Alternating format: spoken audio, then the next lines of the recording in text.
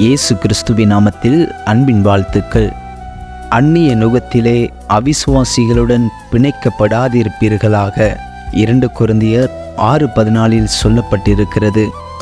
இந்தியாவில் மனநலம் குன்றிய பிள்ளைகளுக்காய் நடத்தப்படும் கிறிஸ்தவ பள்ளியொன்றிற்கு மாநகராட்சி வாரியத்திலிருந்து பெரும் நன்கொடை அளிக்கப்பட்டது. அதில் எந்த வில்லங்கமும் இல்லை என்று அறிந்த பின்னரே அந்த தொகையை அவர்கள் பெற்றுக்கொண்டனர். ஆனால் பின்னாளில் மாநகராட்சி வாரியம் அந்த தொகைக்கான பிரதிநிதித்துவம் கோரியது.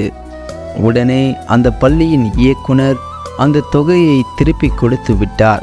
பள்ளியின் கொள்கையை விட்டு கொடுக்க அவருக்கு மனதில்லை. தேவனுடைய சேவையை தேவனுடைய வழியில் செய்வதுதான் மிகவும் அவசியம் என்று அவர் கூறுகிறார். நமக்கு வரும் உதவியை நிராகரிப்பதற்கு பல காரணங்கள் இருக்கலாம். அதில் இதுவும் ஒன்று. வேதாகமத்தில் வேறொன்றை பார்க்க முடியும்.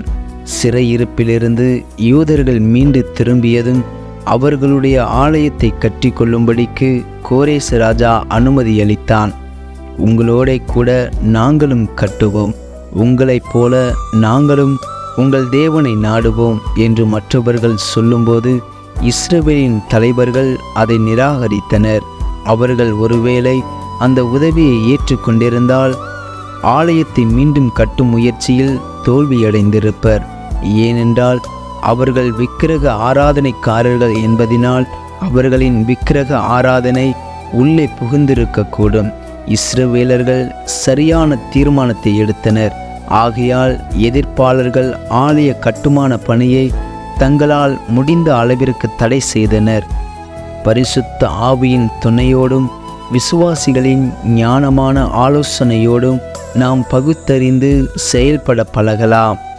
ஆவிக்குரிய வாழ்க்கையை பாதிக்கக்கூடிய சிநேகிதமான வாய்ப்புகளை தவிர்க்க வேண்டும். ஏனென்றால் தேவனுடைய பணியை தேவனுடைய வழியில் செய்யும்போது எந்த நன்மையும் குறைவுபடாது.